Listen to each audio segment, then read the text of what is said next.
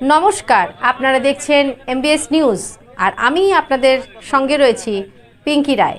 এখন আসছি বিস্তারিত খবরে। পূর্ব বর্ধমান জেলা মেমারি থানার অন্তর্গত মেমারি দেবীপুরে মোটর ভ্যান ও বাইকের সংঘর্ষে গুরুতর আহত বাইক চালক।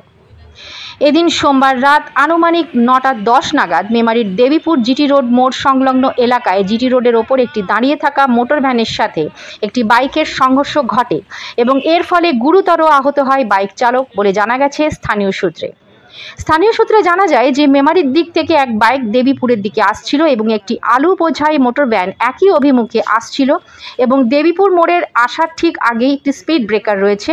মোটর বাইকটি স্পিড ব্রেকারের কাছে এসে নিয়ন্ত্রণ হারিয়ে সরাসরি আলু বোঝাই মোটর ভ্যানে ধাক্কা মারে এবং তারপরেই ছিটকে পড়েন বাইক আরোহী। হেলমেট থাকা সত্ত্বেও মাথায় ও মুখে চোট পান বাইক চালক এবং বাইকটিতে বাইক চালক একাই ছিলেন বলে জানা যায় স্থানীয় সূত্রে।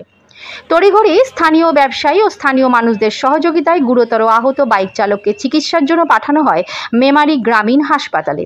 পলাতক মোটর ভ্যান সহ মোটর ভ্যানের চালক। নিজস্ব সংবাদদাতা এমবিএস নিউজ।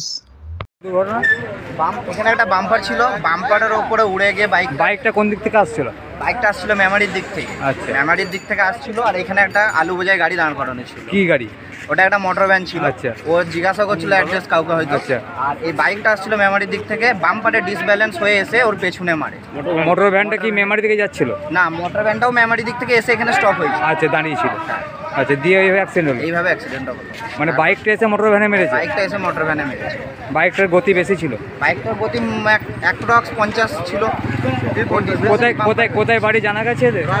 রায়বাটি কল করা হয়েছিল একজনা, ওনার ফোন থেকে পকেট থেকে বের করে রায়বাটি বলছে।